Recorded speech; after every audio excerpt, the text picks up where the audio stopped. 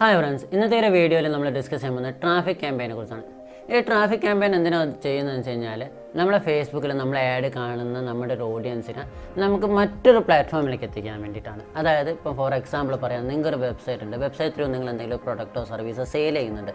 അങ്ങനെയാണെന്നുണ്ടെങ്കിൽ നിങ്ങൾക്ക് ഈ ട്രാഫിക് ക്യാമ്പയിൻ ഉപയോഗിച്ചിട്ട് നിങ്ങൾക്ക് ആ ഒരു ആഡ് കാണുന്ന ആൾക്കാരെ അല്ലെങ്കിൽ ആ ഒരു ആഡിൽ ക്ലിക്ക് ചെയ്യുന്ന ആൾക്കാരെ നേരെ നിങ്ങളുടെ വെബ്സൈറ്റിൽ കൊണ്ടുപോയിട്ട് അവിടെ നിന്ന് നിങ്ങൾക്ക് അതൊരു പർച്ചേസ് അല്ലെങ്കിൽ ഒരു സെയിലായിട്ട് നടത്താൻ പറ്റും. അതല്ലാന്നുണ്ടെങ്കിൽ നിങ്ങൾക്ക് ഒരു ആമസോൺ, ഫ്ലിപ്കാർട്ട് എന്ന പ്രൊഡക്റ്റ് ഉണ്ട്. അപ്പോൾ ആ സമയത്ത് നിങ്ങൾക്ക് ഫേസ്ബുക്കിൽ നിന്ന് ആ ഒരു പ്രൊഡക്റ്റിലേക്ക്, ആ ഒരു പ്ലാറ്റ്ഫോമിലേക്ക് നിങ്ങളെ ഓഡിയൻസിനെ എത്തിക്കാൻ വേണ്ടിയിട്ട് നിങ്ങൾക്ക് ട്രാഫിക് ക്യാമ്പയിൻ ഉപയോഗിക്കാൻ പറ്റും.